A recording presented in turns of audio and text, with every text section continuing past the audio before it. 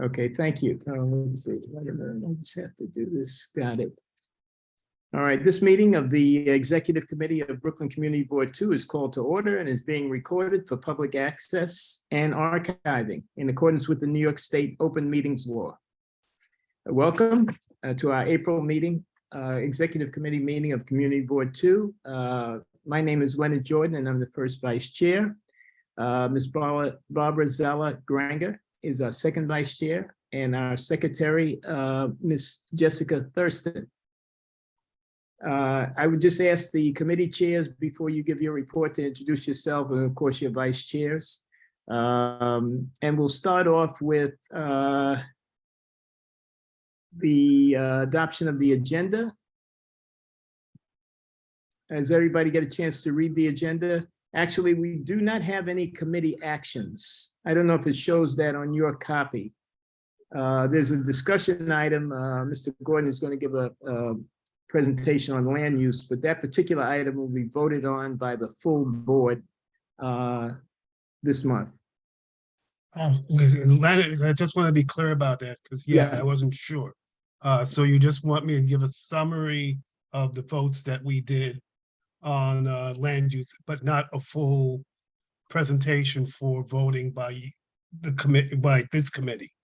Am I correct on that? Yeah. Yes, Mr. Okay, Gordon. so yes, that is correct. Yeah. So so when it comes my turn, I'll just do a nice short bit, just sort of laying out a few of the things and not expecting a big discussion or anything like that.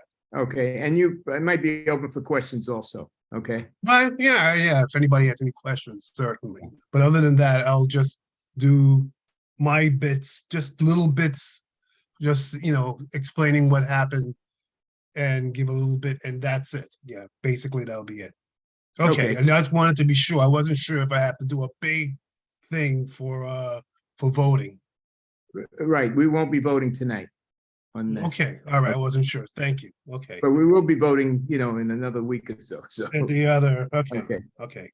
All right. Thank you. So can I get a motion to accept the agenda? So moved. Stella Granger, Mr. Smith. Thank you. All in favor or anybody opposed? Okay. Thank you. The previous minutes, everybody has a copy of the March 2023 minutes. If there are any corrections or additions or deletions, please, you can send them to the board office. Is anything critical that we have to change from the minutes? So I'll just assume that we have consensus on the minutes for March 2023. I just want to let you know also, I forgot to mention this, folks, that Mr. Singletary, our chairperson, is away on business in Washington, so he won't be with us tonight. So there will be no chairperson's report. I did speak to him. He didn't have any report that he wanted to offer for this meeting. So now we're going to have a presentation, and after that we'll have a short Q&A session from Ms. Lacey Tauber, and I hope I got her name right, Legislative Director from the Brooklyn Borough President's Office on the Brooklyn Comprehensive Plan. So, Ms. Tauber, you're on. Hey, thank you. Welcome. Thanks for having me. I'm very excited to be here. I know some of you. It's nice to meet those of you that I haven't met yet. As he said, I am the Legislative Director for the Brooklyn Borough President, and I'm going to share my screen real quick.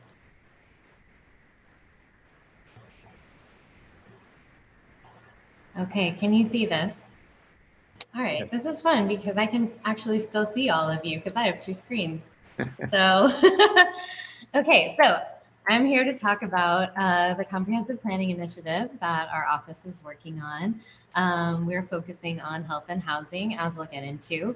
And I will say some of you may have heard a little bit about this already. We're kind of at the second phase of outreach of this plan. So if this is your first time hearing about it, that's okay. And if it's not, that's also okay. So what is a comprehensive plan? And why are we doing this?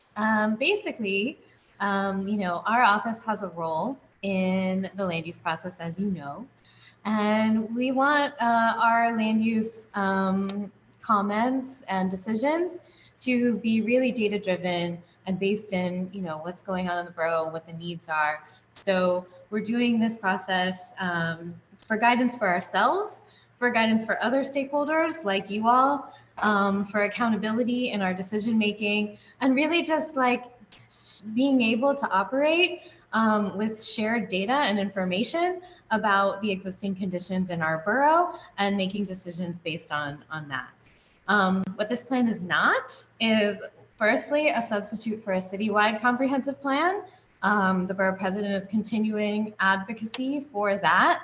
As you may be aware, we're one of the only major cities in the world that is not driven by a comprehensive planning framework.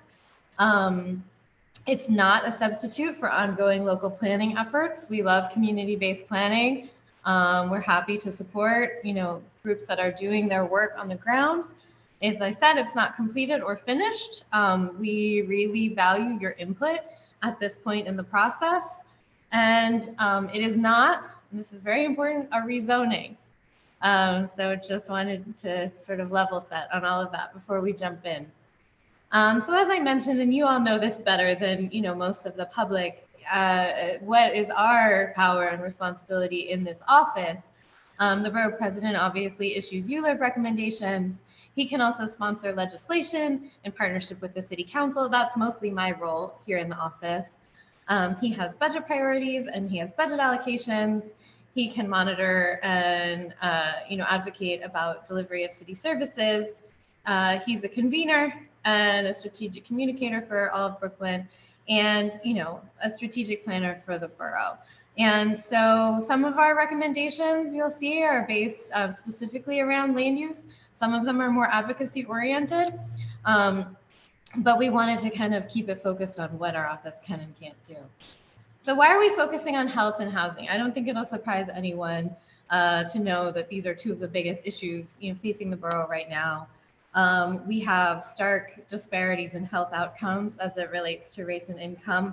This map here shows you life expectancy across the borough, and you can see there's some real disparities. And actually, when you look at pretty much every metric that we have mapped, you find disparities in the borough follow a really similar pattern that looks like this, just over and over and over again.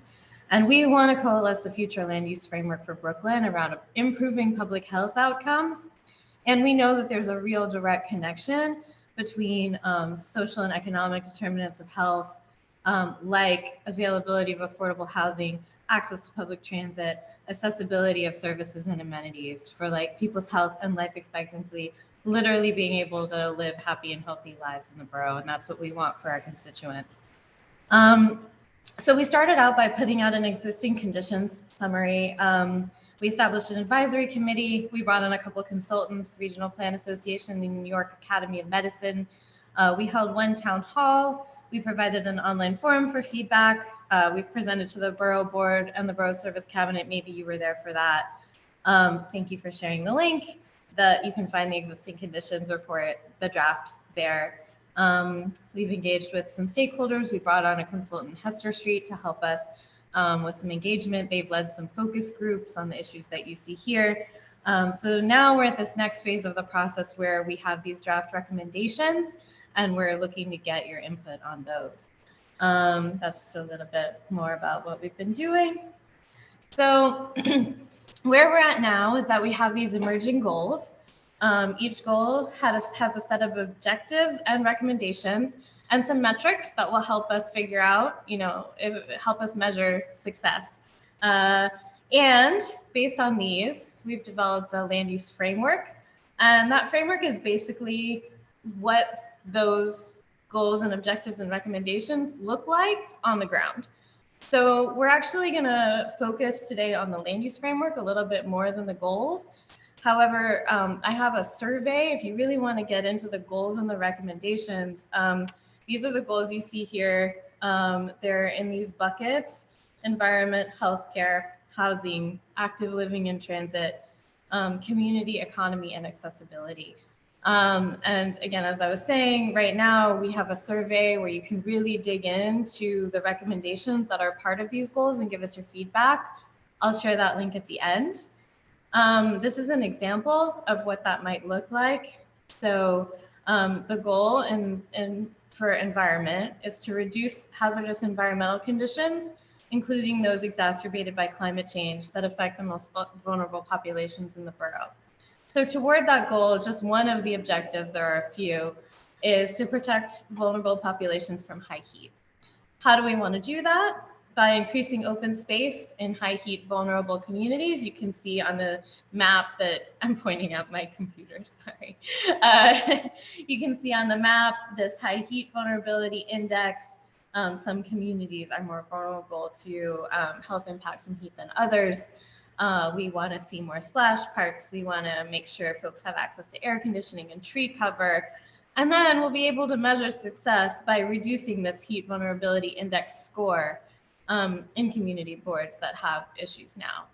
So that's just one example of what these goals, objectives, and recommendations look like. So what does that look like when we actually translate it, and all of the other ones that go along with it, into actual land use frameworks for the borough? So we've narrowed that down into 4 categories. The first one is housing growth and parking demand management. We've got health and wellness economy, healthy streets and environment, and resilient industrial waterfront. So I'm going to walk you through all of these. And if you have questions as I'm going, feel free to just put them in the chat, and then I can get to them after I'm done. And I have 2 slides here that just are really meant to show that all of these are interconnected, right? The environmental conditions are connected to health and wellness. They're connected to healthy streets and environment. They're connected to the green economy, and vice versa, right? All of these like goals, objectives, recommendations feed back into this land use framework. And even though they're all broken into sections, really they're all part of a bigger picture that, work together. And that's really what comprehensive planning is. So the first one of these land use frameworks is housing growth and parking demand management. So you can see from this map that we want to focus this recommendation in the southern part of Brooklyn. I will say you'll see from these maps that there are kind of focus areas for each one of these 4 frameworks. However, I will say these are goals that we want to, in every case, these are goals that we want to see across the whole borough. It's just really where do we want to focus each one. And so this framework is really about transit-oriented development, fair share housing growth, and less congested streets. So what does that mean? You're all community board people. You're probably familiar with the concept of transit-oriented development. That's something that we really want to see more of. We know we need more housing growth in the borough, and we want to make sure that we're planning for it to be in places that are accessible to public transportation. Pretty simple. We're looking at a half mile of existing and proposed mass transit. Secondly, fair share housing growth. This map shows population change and residential housing units from 2010 to 2020. And you can really see from this that the concentration of new housing construction has been in the north part of the borough and along some corridors below Atlantic Avenue. But for the most part, north of Atlantic Avenue, it's like really where the growth has happened. And we want to make sure that the whole borough is doing its part to accommodate housing production that's desperately needed. Parking demand management, I think the city is growing. We're not creating new on-street parking. And we want to really be encouraging folks to take mass transit rather than private vehicles, and planning can help us achieve that. We need to be thinking about providing convenient alternatives. And as I said, concentrating development along transit lines, reducing the need for new parking in general. These are some best practices from NIMTIC of parking demand management, how to do it. So these are some things we're looking at, everything from potentially residential parking permits to reducing or eliminating minimum parking requirements in the zoning. I know some of these things are controversial, and I'm happy to hear your thoughts about them. Okay, so then the second one is a health and wellness economy. So this one, loosely, we're focusing on sort of the eastern part of the borough, but again, all of them really apply to the whole thing.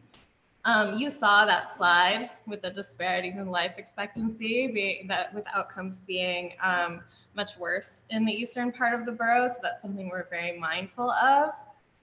We also know that a lot of healthcare and education workers live in this part of the borough, and that they really lack access to both active and passive open space and medical services.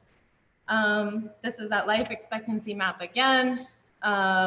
We really want to concentrate delivery of more and improved healthcare services in this area, as well as access, reducing barriers to care.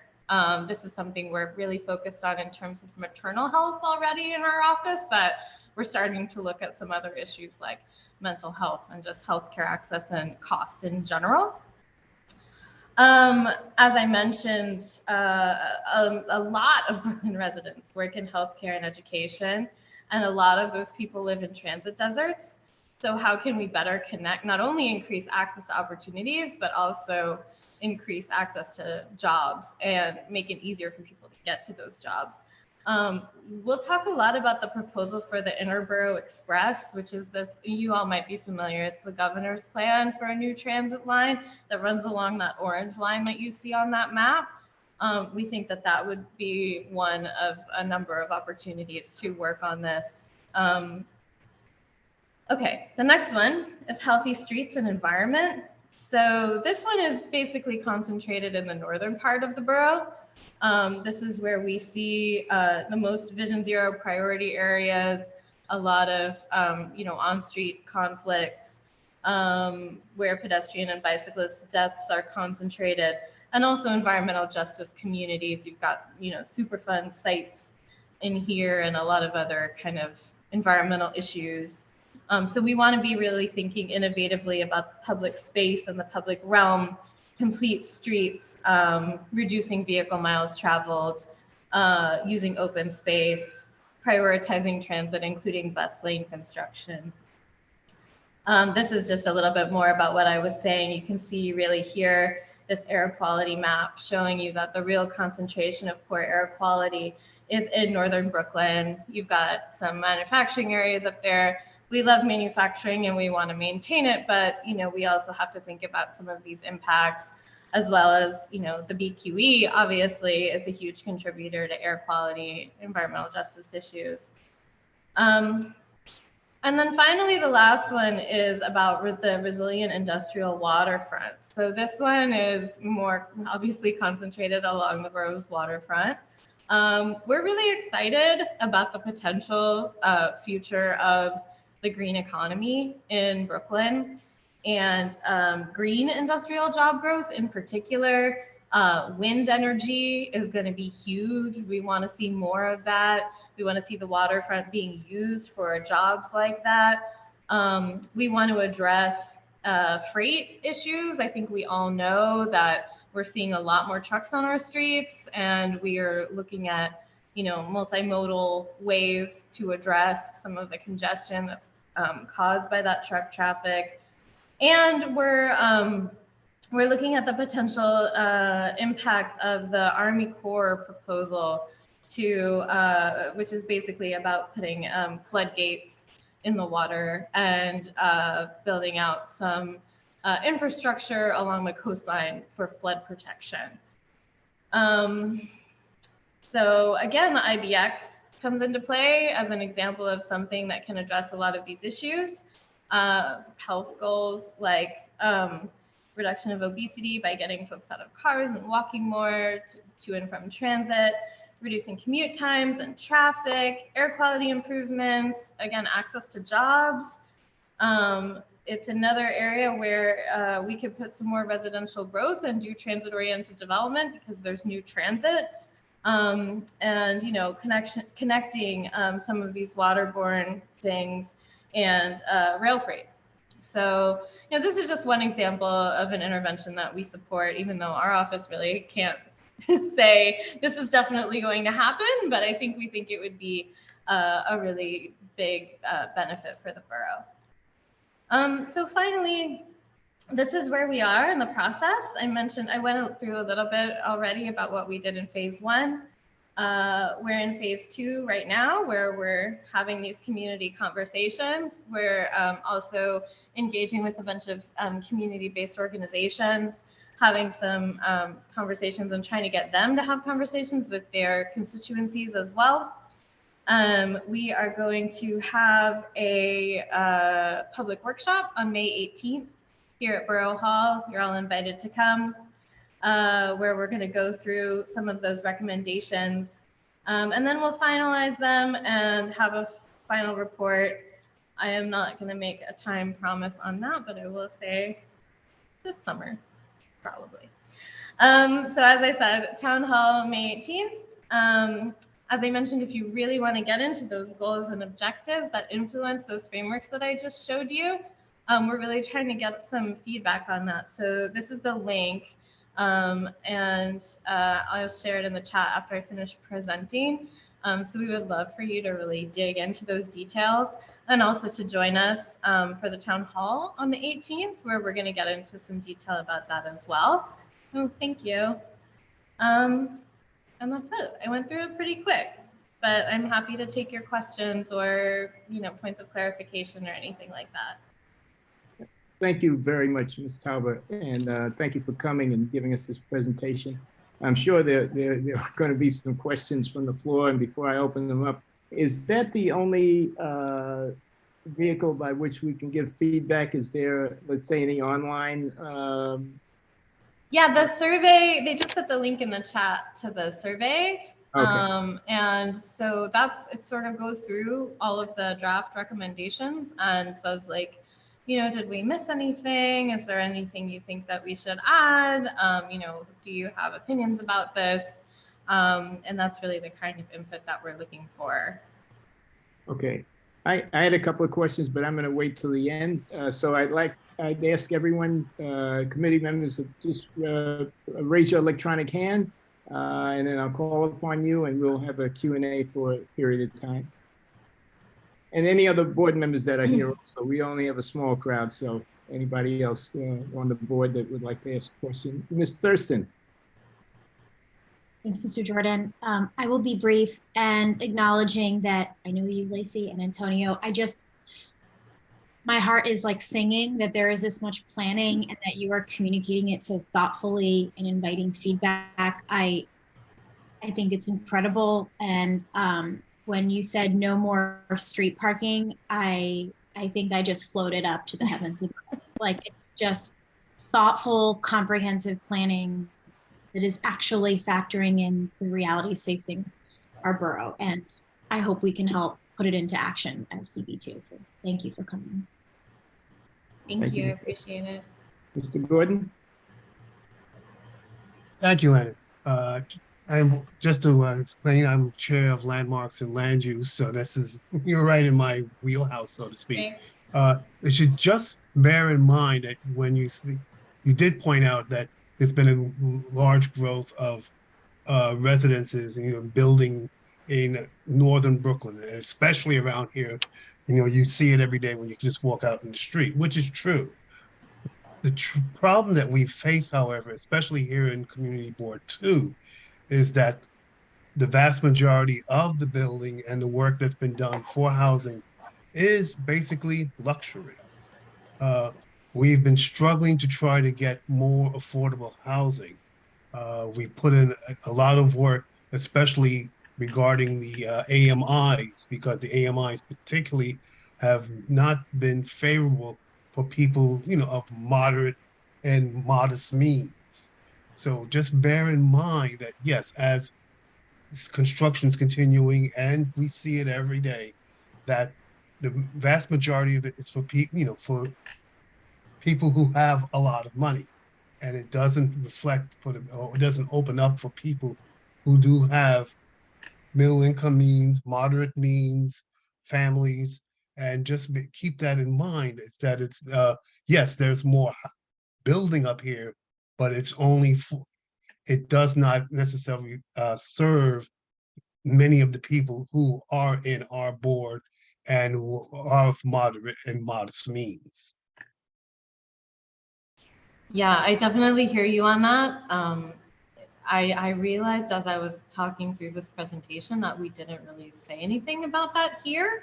However, there is a lot about that in I the understand. recommendations. So a good flag for how we need to make sure that we're communicating that as part of the land use framework as well. Thank you. Thank you, Mr. Gordon. Any other questions? Well, I'm going to insert one. Actually, I had a few items here that I had some comments on, but I'm not going to comment on every one. But the safe streets, and one of the things that you had mentioned, and I think I read something in the paper today about them creating more bike lanes. The bike lanes and the scooters, for me, have been problematic because they're not only in the bike lanes, but they're on the sidewalks, and that's become a really big problem.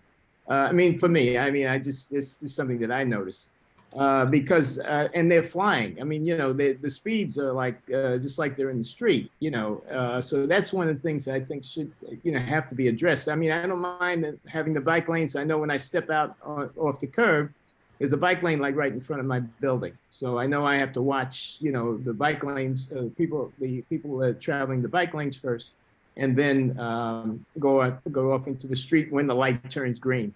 But on the sidewalks, I have no idea. I mean, I've had, a situation where a few times where a bike or a scooter flies by me. If I had made one move to the left or right, I would have been run over. So that's just one of the things. I see some other folks may have had the same experience. So I just wanted to mention that. Any other questions for Ms. Talbot or comments? Okay. All right. Thank you very much, Ms. Talbot. I appreciate it so much. Please, if you can, take the survey. We would love to see you here at Borough Hall on the 18th. I see the question about whether it's going to be presented to the full board. I don't think so. I'm not 100% sure how we did the outreach to the boards, but we're doing it. I think, at the committee level for each one. But I would really appreciate if you could share out that information, the link and the save the date for the 18th to your broader networks, because we want to get as many folks involved in this as we can. Thank you so much. We will definitely send that out to all our board members and the community, matter of fact, because it's open to everybody, correct? Yes. Mm-hmm. Yeah. Okay. Yeah, we would love that. Thank you. And thank you so much for coming. You're welcome to stay if you like. All right. I think I'm going to head home and have dinner, but okay. It was great to see you all. Okay. Thank you so much. And you know what? I'm going to put my information in the chat in case any of you have any follow-up questions or anything. Okay. Very good. Thank you.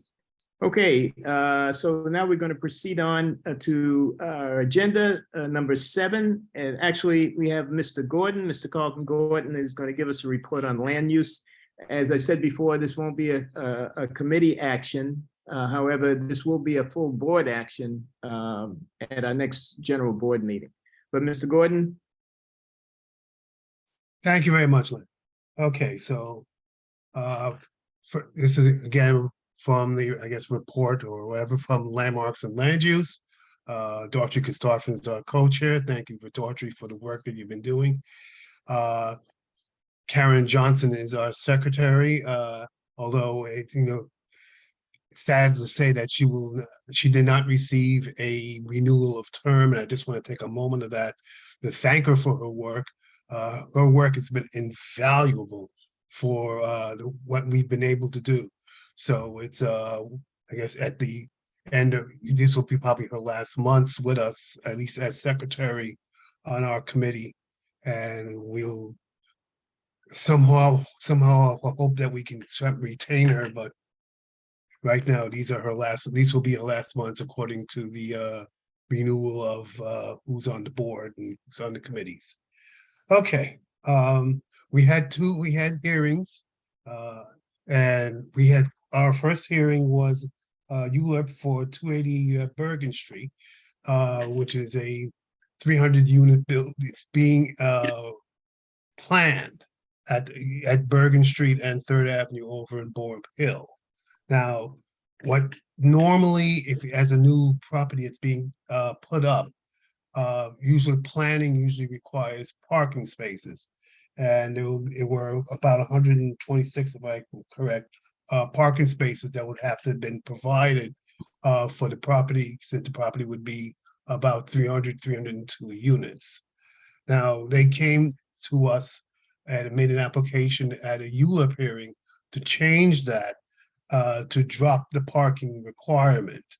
And basically, most of the committee went along with that one. It was a vote of 7-3-0 on that one in favor of the substitution of moving the park, getting it out of a parking requirement. Instead, it'll be a garden area for that, let's say for that, let's say for the, I guess, street level. And there'll be other things as well as community facilities and the and retail as well. But we just want to bring up as part of the discussions is that a number of the members were very concerned about lack of parking, especially because many of them, the ones who were against it, were concerned that they won't be able to park when they come, especially from the eastern parts of the district, such as further out in Fort Greene and in Clinton Hill. So there was some, good bit of discussion on that point, but we favored the majority of the the majority of the committee favored having a taking off the parking requirements over at 280 Bergen Street. Now, the next thing we also had a hearing on is at 589 Fulton Street, which is, if you go there right now, it's almost an entirely mostly empty lot, right, which is Flatbush Avenue Extension, Fulton Street, over at DeKalb Avenue, and a little bit of Bond Street. And what their applicants were asking for on this one is a curb cut on the DeKalb Avenue part of this triangle. I guess you can think of it as sort of an odd-shaped triangle. And what they plan is ultimately to have a loading dock on the DeKalb Avenue side. And then, but the curb cut would lead into for construction of the 52-story, it'll be ultimately a 52-story building on this semi-triangle. They will hopefully, and they feel that this is the best of the three, I guess, streets that will be able to take trucks and all the construction matter, and then future truck, I guess, will be delivering goods because it'll be both retail as well as people moving in at that location. So on that one, we also said voted in favor of that one with some reluctance, because we understood that that if you open up this, I would say this for loading, that there will be some impact on the traffic, especially for the B38 bus that's coming through there on DeKalb Avenue. And for people coming in for shopping, stopping at Juniors and things like that. But we did favor it 7-3-1 in favor of going, with some reluctance. We weren't all that happy about it, but we favored it. We said we have to do it. Then we also did several Landmark Preservation Commission certificates of appropriateness. Now, we did, the first one was on 1 Cambridge Place, which is in the Clinton Hill Historic District. Now, when we were given the application, it was to be work that's done up on the roof and extending some of the, some roof, some roof work, some extensions, and and we figured that this is, we looked at it, we were going to, make our normal, or attempt to make our normal decision. However, the presenter then told us that the work had already been completed, which is normally not the case. Normally the work is not done until we've made a decision, and then it goes up to the landmark preservation for further decision. And we were very concerned about that. So at this point, we put in a motion to disapprove the application. And our motion to disapprove the application was, I would say, we agreed to it 6-3-2. We favored that our disapproval, we registered our disapproval of that particular application at 1 Cambridge Place. On the other end, 40 Garden Place in Brooklyn Heights Historic District, work is being done, wants to be done on this one for work at the entranceway, and a little bit of work also on lowering, a little bit of excavation work. They also met with or spoken to the Brooklyn Heights Association. They liked it, we liked it, and we unanimously agreed to that one, 11-0-0. Now, we did have another one, 245 Bergen Street. On that one, basically whoever was supposed to present the application did not appear, so we could not make a decision on that one. So that's our summary of the work that we did last week. We did a lot of work. And again, thanks to Karen Johnson for really helping to keep us going and pulling us together on this one. So thank you so much, Mr. Gordon and Ms. Okay. Karstoffen, and certainly Ms. Johnson for all the hard work, and your committee for all the hard work that you have done and will continue to do. Thank you very much. I think we have a question, Ms. Zalagrenga. Thank you. I just missed it. I apologize. What was the vote Hi, on Barbara. what was the vote on 589 Fulton? 7. Yeah. Let me just double check to be certain. 7-3-1. 7 Thank in you. favor, 3 against, and 1 abstention. Thank you. Okay, Okay. you're welcome. Okay, thank you so much. So moving on to number 8, committee updates, economic development and employment. Mr. Bill Flanoy, who I don't see here, but Ms. Denise Peterson is here. Ms. Peterson, do you have a report?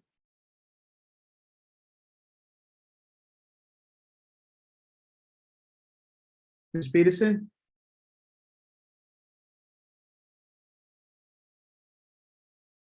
Okay, maybe we'll come back to her.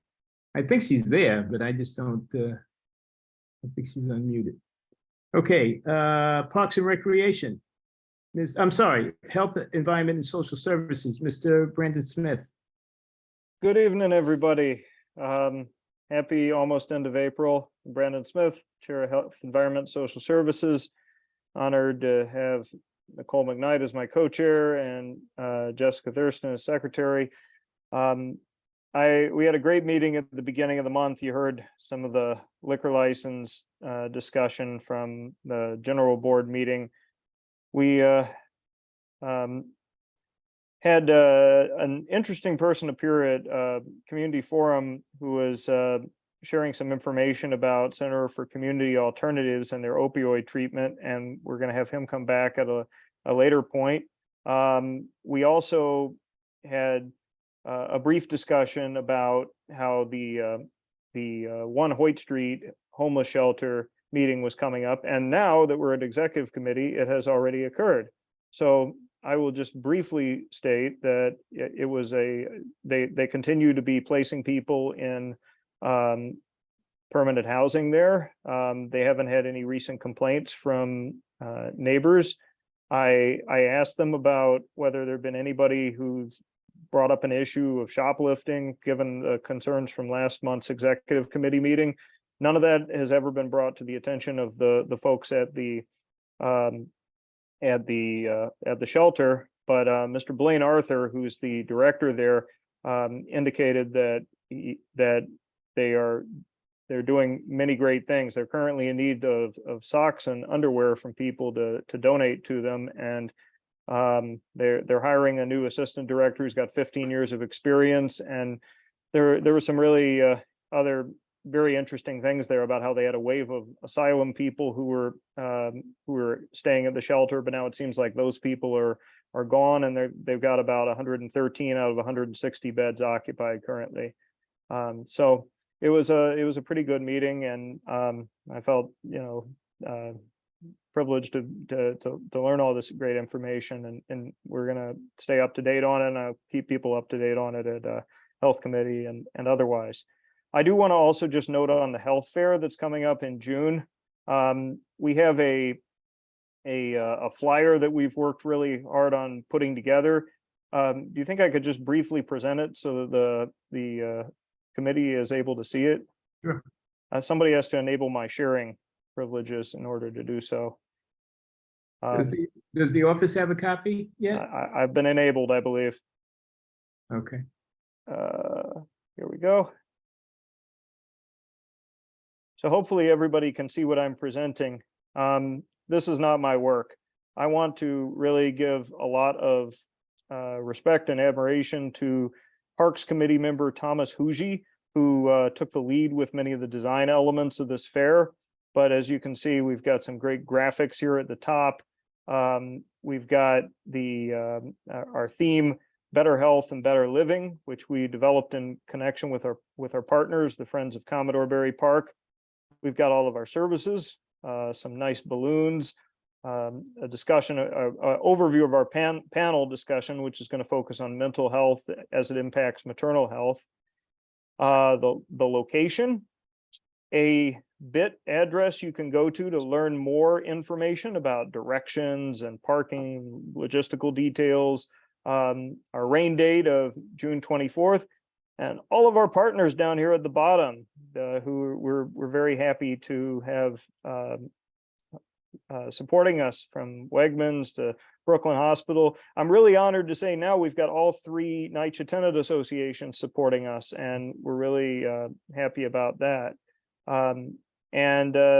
Yeah, this is our flyer. We're circulating it, and hope everybody on the board will do the same. But just wanted to give the executive committee a quick taste of it, and happy to take any questions on that or the committee report also. Thank you so much, Mr. Smith and Ms. McKnight and Ms. Thurston for your hard work and your committee. I think Ms. Thurston wants to say something.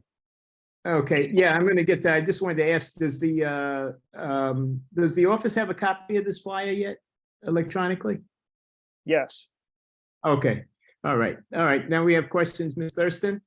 Thanks. Brandon, do you, so the shelter being in need of underwear and socks, did they share like a public way to donate, or do they just want people to drop off? Did they indicate that? Well, I love when I can just like ship from Amazon, honestly. Yeah, I mean, I think getting in contact with Councilmember Ressler's office might be a good way to figure that out, because there was definitely some interest in helping to coordinate, and as they're kind of behind this advisory board effort, they would be a good contact. Assemblymember Simon's office might also be involved in this too. Oh, okay. I'll try Susanna or Vanessa or someone. Okay, thanks. Okay, Ms. Freibush. Hi, everyone. I have a question about the flyer and the sponsors. When we have another group, such as we have the Brooklyn Book Bodega, which has agreed to donate several hundred new children's books, do they become a sponsor, or just we're grateful to them?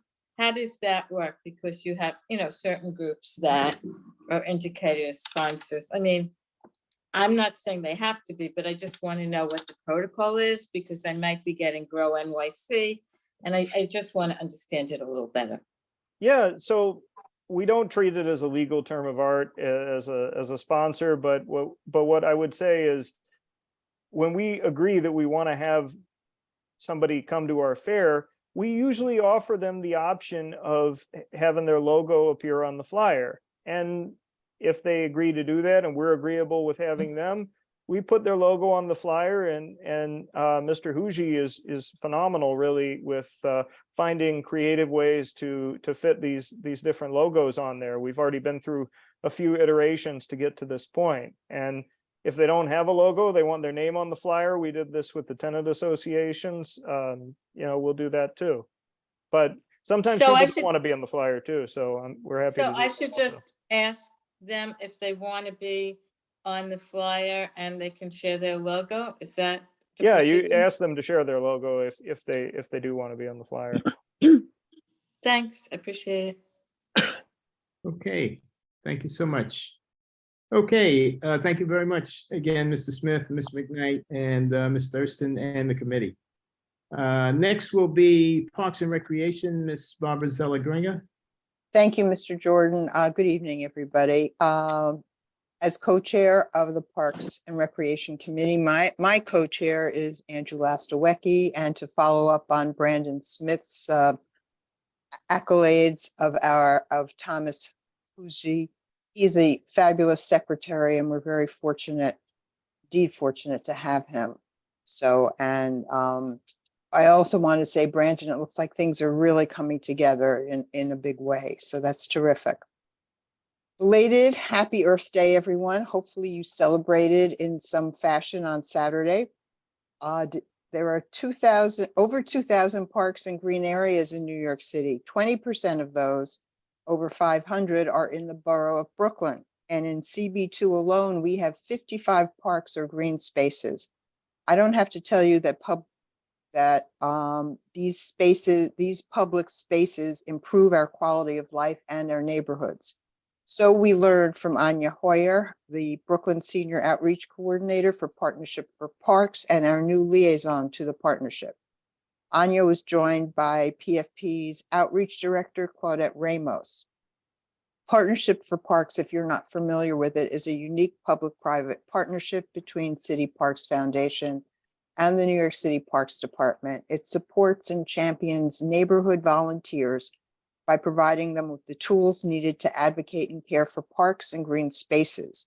They work with those individuals to become community leaders and ensure the long-term sustainability of their efforts. They provide significant training opportunities, are involved in events, including spring cleaning efforts, and work with park managers. They promote and encourage friends groups, help with grant funding needs, and provide supplies for cleanups. They also publish a newspaper for those interested. Their signature volunteer program is It's My Park, which engages thousands of volunteers year-round on beautification projects through cleaning, painting, and gardening. They encourage us to encourage others to create friends groups. They gave us a list of parks in the area and the friends groups, and clearly the number of parks far outweigh the number of friends groups. And I think we all know the benefits of those groups. They help care for the individual parks. The Parks Department doesn't have the resources to do everything. Partnership for Parks was instrumental a number of years ago when we had visioning sessions for Commodore Barry Park.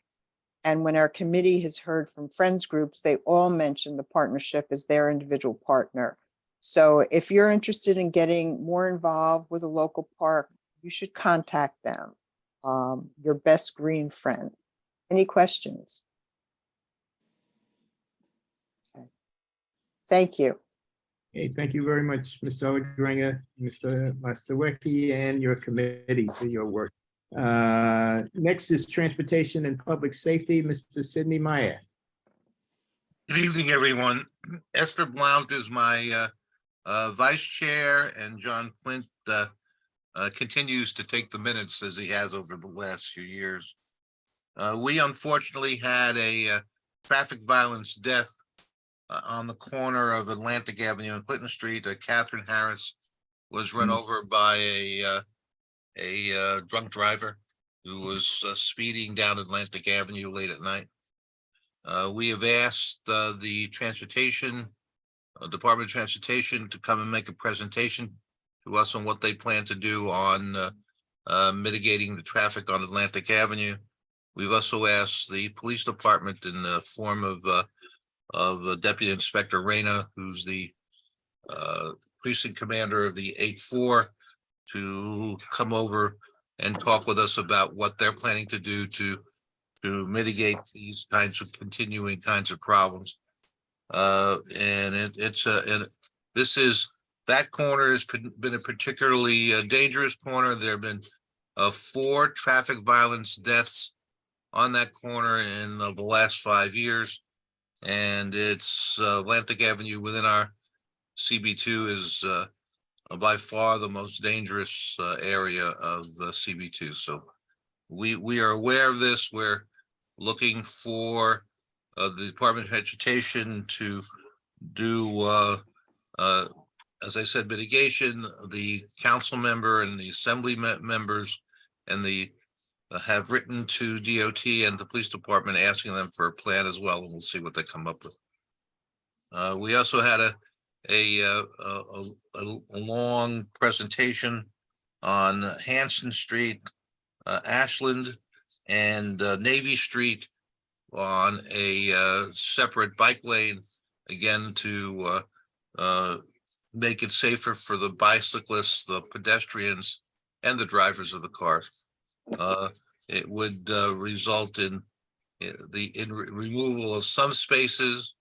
We have got a letter from BAM and opposes the changes because it will impact their loading dock. But the DOT made a strong presentation, a strong discussion of what they plan to do. Although they didn't ask for a vote one way or another, this will be implemented and begin to be implemented sometime within the next few months, and you will see changes on these streets relatively quickly. Thank you. Any questions? I can't hear you, Lenny. Denise. Sorry, I was muted. Sorry about that. Ms. Peterson. Hi, good evening. I'm sorry. I don't know, for whatever the reason is, I'm going in and out, and then you can't see my fabulous face here for some reason. I don't know what's going on. Somebody's trying to block me out. Okay. Good evening. Yeah, I Hope did. everybody. Yeah, I don't know what's happening with that. But thank you very much. I just had a quick question, because I'm either still learning that whole transportation piece, or I'm just confused by what happens with DOT in terms of their just deciding to drop a protected bike lane or 2 or 3 or 100 miles or 1,000 miles, whatever the case might be in the city and in Brooklyn in particular. So I heard over the weekend that I heard on Friday that there was going to be these bike lanes on Ashland. And based on what I'm just hearing from the committee is that am I hearing there was no conversation, no discussion? Like I'm confused about the communication from DOT concerning the changes. That's one point I wanted to make. Maybe Sid can give me some. This is the second time they've been back to the committee to present on the changes on Ashland. Okay.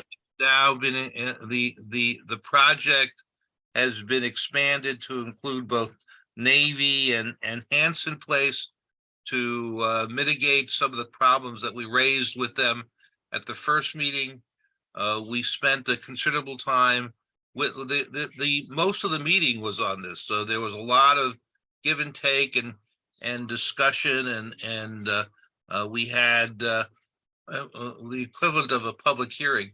I think we had 30 people speak on this, so that there was a significant number of people who spoke, most of who spoke in favor We did get some questions and some pushback from some of the neighborhood people on some of the parking, some of the bike, they're moving a bus stop.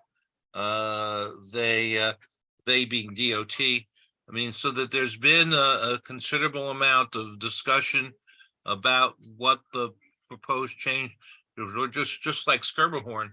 DOT reserves the right to do this on their own. I don't know if Taya, do you have do you have access to what the proposed changes are that you could put up so that if Denise wants to see it, she can? Yes, I put the links in the chat. Okay, so the links are in the chat about what they're proposing. I mean, we raise significant issues with them. BAM, as I said, opposes it, but they have a amelioration for BAM to when they need to deliver a scenery that will allow them to use the bike lane for the period of time that they're moving scenery in and out. So okay, thank you for that. In considering those changes there, and sometimes I walk along Ashland when I'm walking around the community, is there, it just appears at some point there is some, I don't know, what I would describe as some dangerous sort of bike lanes that I'm or potentially dangerous. Like, is the risk a part of these conversations in terms of the bikers? well, we had a discussion about bikers. There was one of the we had a general, remember, DOT doesn't control the enforcement of the bikers. That's something for the police department. There are people who want who there are some bikers there who don't like the fact that they're being forced to follow it. These are what they're proposing is a separate bike lane, is a physically separate bike lane. And they provided statistics showing that when they put in a separate bike lane, it becomes safer for everybody, for pedestrians, for the bikers, and for the drivers of the vehicles as well. So it reduces the number of accidents. It will be, as I said, it's a two-lane separated bike lane that will be denominated on the street, and it will be physically separated by a line of parked cars. Okay, so anyway, I'm going to, I can't make all of the committee, meetings and all of that. And I saw Jessica's comment in the chat, and I'm just going to conclude my comments. And there are streets that are just being taken over, so it seems, just by bikes because of whatever that plan is or was and continues to be rolled out. I have a vehicle. I intend to keep the vehicle, and there are others that probably feel the same. And to just ignore the fact that people have vehicles and wish to drive and wish to be able to, have bikes in lanes where it protects them, and it's something that has to balance itself on both ends. And I've seen just as equally as much as situations of bikes about to knock people down and over, and there's the cars have to stop on red. Bikes just keep moving through, and that is, as I come to work every day on J Street, and I see all that happens over there. So I think there's a middle place for all of us, and I'm not sure that the balance is there as it relates to two sides of the issue. That is a longstanding position of mine, and that's how I feel. So whether it's the cars, the bikes, it's just, you know what I mean? So I'm just making. I can assure you that at our committee, we tried to get all parties to speak to each other and to discuss the fact that all of us have to use the road. And that includes the vehicles, the cars, the bikes, and everything else. And we spend a lot of time working out what we think are reasonable compromises among the people. Now, we have asked they're taking a minimum, it depends, I mean, whether we're taking a minimum or the DOT calls it a minimum of parking spaces away. They're adding some parking spaces back. All right. That in the end, that while it is much more dangerous to it is more dangerous for the bicyclists and the pedestrians. It is the car right in the city. I mean, you can hear it from the discussion before. It is going to become more and more difficult for drivers in cars. I mean, that's the reality of the situation is, and that anyone who doesn't understand that cars are no longer the protected group that they once were, that is an issue, and that we're all going to have to come to, all those who have cars are going to have to come to some realization. And Got it. But I think, right, it certainly doesn't make it come down the middle, doesn't make it fair, and it doesn't make it equal. Equal is in the balance. And there seems that there is none for whoever's interest that it is. Its balance is the key to all of these things that we discuss in all of these committees. And I don't see when it just seems as though it's just running cars off the roads because somebody thinks that there should be no cars on the road. And so I will end my comment, but I think the community itself should have be equally as vocal as some of these other groups are in relating their message as it relates to that. Just chasing cars out of town is certainly not making a great community of people, no matter which borough it is. I just Okay, so I'm jump in and say, Lenny, really quick and say we need to move ahead. Yes. I'm done. Okay. I All right. I am done. So for those who support the bikes, and will always be vocal. For those who don't, have a right to make a comment. Thank you. Okay. Thank you, Ms. Peterson. Sid, thank you so much. Did you have anything else, Sid, to add? I just want to point something out, and the people have to remember this. Right now, mass transit in New York is subsidized, and it's been subsidized by the car drivers for the last 25 years. There's a significant amount of money that's paid for by the drivers of cars to subsidize mass transit. And in fact, the plans for the future with congestion pricing and everything else calls for the continual subsidy of mass transit by drivers. So you can't get rid of all the drivers in the city and have the mass transit you want. So unless we figure out a way of paying for mass transit that is not relying on drivers, that drivers are going to be a factor in the city. It's going to be there.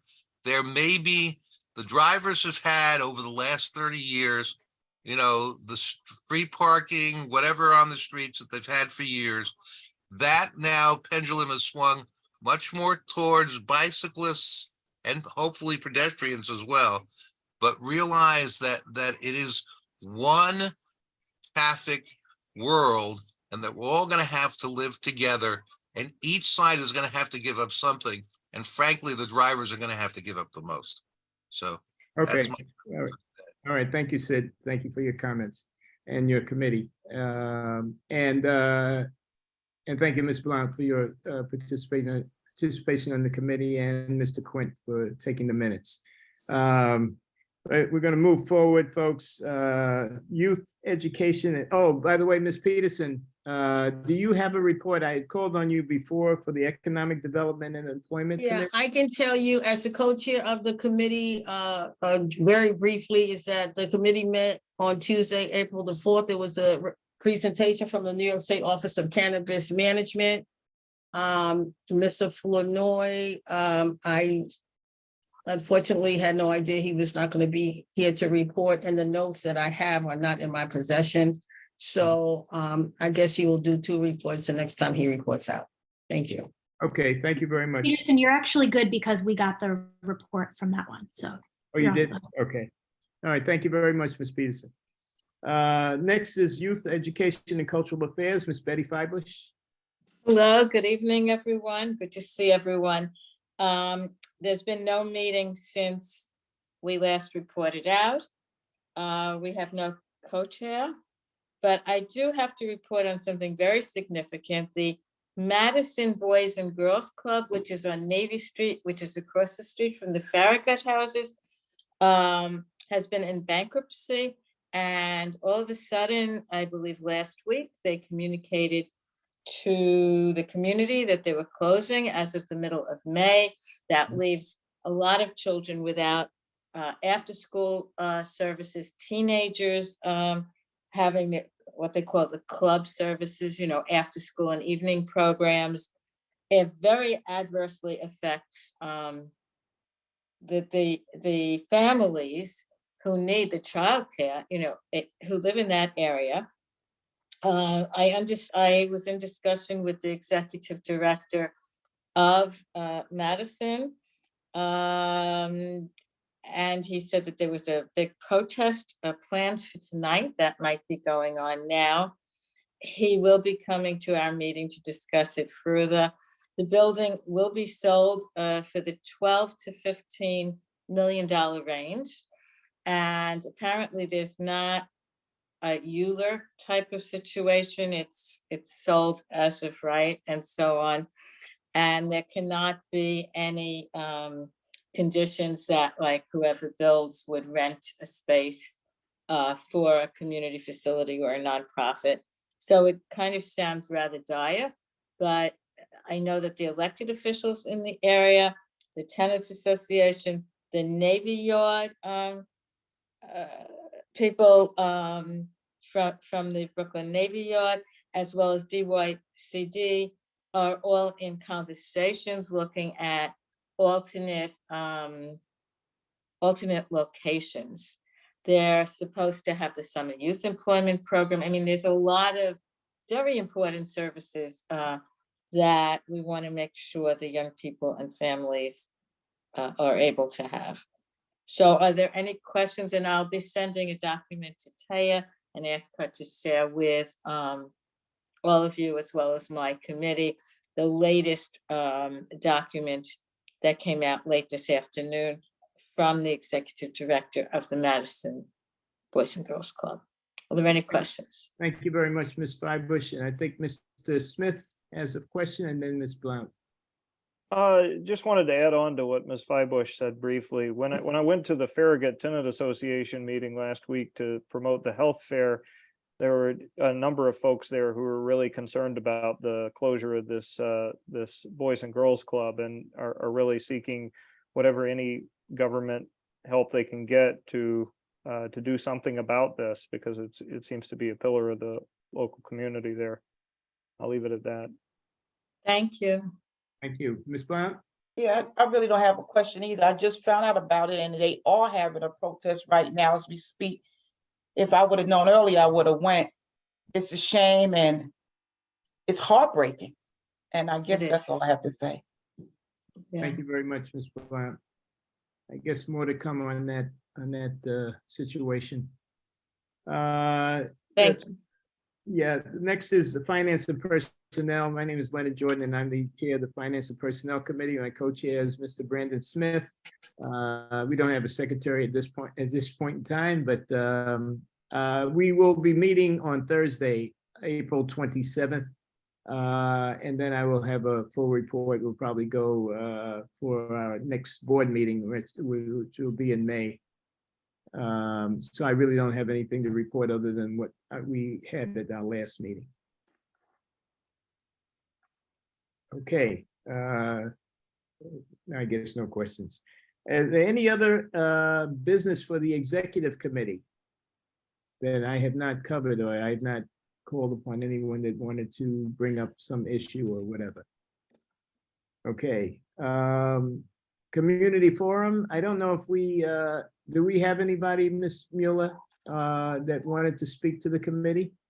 We do. Mr. Dwight Smith, who is a former board member and ongoing community board member, or a community member, a report about Atlantic Yards to share. Oh, sure, definitely. Well, Mr. Smith, I'm sorry. That's what I meant. If you had a report, I would have definitely called on you before. I didn't have it on my agenda, so my apologies. Oh, no problem. Well, hello, everybody. It's great to see a lot of familiar faces, and it's been a while. So this is the first of the quarterly reports on Atlantic Yards that Mr. Singletary asked me to do it that way. The definition of the quarter is extended a little bit because I wanted to capture the meetings that happened right after March 30. Now, you've got the report, but the real issue is, while the future of the project as it's currently structured today is unclear, the good news is we might have some more clarity about what exactly is going to happen at the next board meeting of the Atlantic Yards Community Development Corporation.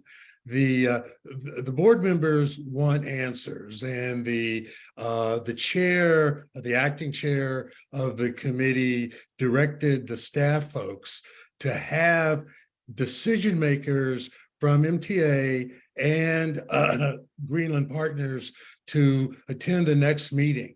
What they want is a firm timeline on completion of these negotiations that have been going on for the last year between Greenland and MTA on the permitting issues. And they want to know when exactly is there going to be permit issued. And the second thing from Greenland Partners is the precise plan for going forward. But given the uncertainty around Greenland Partners' financial condition, which its parent is, the parent company, the Chinese company, is in near default.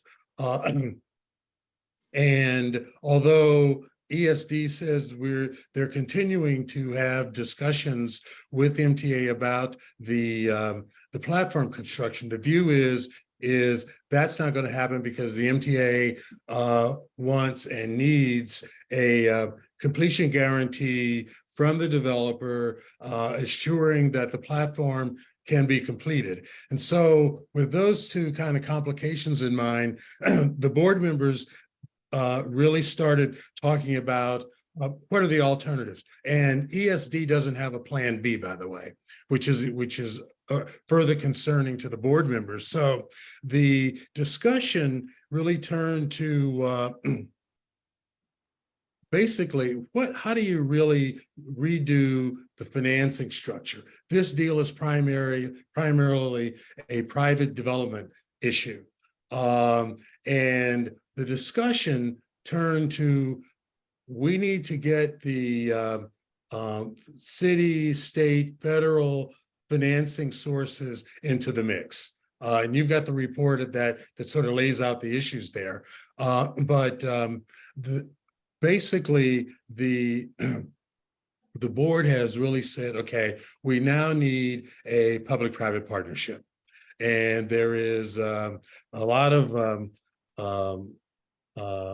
precedent for that sort of thing, where the ESD, for example, pays for platform construction. They want to bring in the city's housing folks because the mayor wants to build housing, the state itself wants to build housing, and the federal government's infrastructure plan should allow for some funding to build a platform. The idea would be to separate the construction of the platform from the construction of the housing, because the platform is obviously the big barrier in going forward. Nobody really knows the costs of it. There haven't been any independent analyses of what that cost is, although ESD has said they would consider that, but the board members say, looking at several of the big projects in Manhattan, that, including Hudson Yards, that there has to be some intervention in public dollars to get this project moving forward. That it would also have the benefit of making it more feasible or really required that the developers now build these new affordable housing units with more deeply affordable affordability. So it gets at what Mr. Gordon's issues that we're dealing with. But if you can separate a good portion of the developer's costs, that helps that process. Additionally, the board members put forward the notion of let's move to getting more developers into this mix. Right now, the contract is structured as a single development. That was Forest City Ratner, which now is Greenland Partners, which we know is not working. So that's where the board believes things should be going, and we'll know to what extent that has to be the next set of steps come June, when we hear exactly, hopefully hear exactly what Greenland Partners has in mind. Remember, we're 2 years away from the Greenland Partners having 877 units completed as part of the contract for affordable housing. None of those units have started to be built yet, because all of them are going to be built on the platform over the rail yard. And so we're at this problem point. The interesting, I think the dynamics of all of this, I think, are shifting a bit, primarily because of the situation that we're in. But we also have some good news in the fact that the borough president appointed Ron Schiffman to the board. He's got tremendous experience, as a former city planning commissioner, professor emeritus at Pratt, and founder of its community and the Center for Community and Environmental Development, and a big affordable housing advocate of how you can get big, large-scale projects done with these multiplicity of funding sources. And he's really pushing the fact that we have to do something to get more affordable housing. And one of the ways that we do it is, bringing on board the states and the federal dollars. So he's going to be a good advocate to be able to steer the process. I mean, that process includes the feeling that we really do have to have a local development corporation, much like Harlem Development Corporation, on the east side, I can't think of the name, for their development corporations.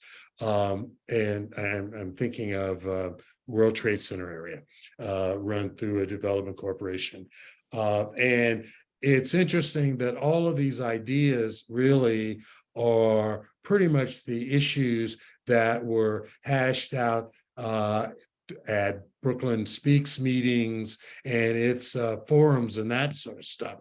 So we'll see what moves forward, but that's where we are today. No housing. The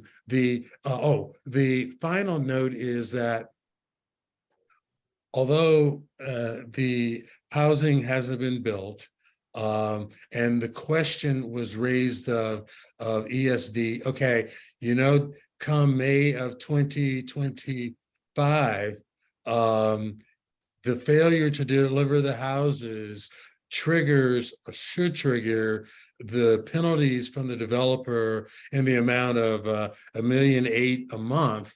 The question was raised is, okay, to the extent that Greenland Partners stays in the game and defaults, are you, ESD, prepared to impose the penalties? Which penalties would get transferred to New York City's Housing Trust Fund, so we could at least get monies rolling through our construction done through those penalties. I mean, in dribs and drabs, but through the Housing Trust Fund. The answer was ESD is not prepared to impose penalties. At least at this point. At least at this point is what is my commentary. What they've said, they have advised the developer, and the developer is quite aware of the penalties down the road, and that was it. That's my report. Any questions? Wow. Thank you so much, Mr. Smith, for a very comprehensive report, matter of fact. So Ms. Ramona, you had your hand up before. Good evening. Thanks for letting me ask my question. I was just wondering, with all these new luxury developments being built, are there any new schools that's going to be built in the area? Because I'm wondering, where are all those kids going to attend school? And then will they need a new post office annex for all the people that are moving in? Would they need a separate zip code for that area of what? I'm just curious how those things are being thought about. Thank you. There's not been any discussion about new zip codes in post office locations, but there is a school. The school has been built. It is a middle school, and because the facility has been turned, it's Pacific and geez, I'm drawing the blank on the corner, but it's Sixth Avenue and Dean, I think. okay. Thank you. Oh, so that's around the 7-8 precinct, or? Yeah, it's right across the street, and that's a problem. We didn't want to build it there, but that's where they wanted to do it, and the community fought for years over that location, couldn't get any changes. The question now is about what happens during when in the mornings when school kids are coming in, and when they're let out in the evenings, and how you deal with that intersection. But that's a whole different story. But the school is still on course to open in 2025. The developer has turned over the facility to the school construction authority, which is building out the interior, shaping out the rooms and stuff like that. The housing authority rep has been asked by the corporation board folks to also attend the next meeting to give an update. Okay, so that's the middle school. Anything as far as elementary and high? Because aren't No. our schools probably at capacity?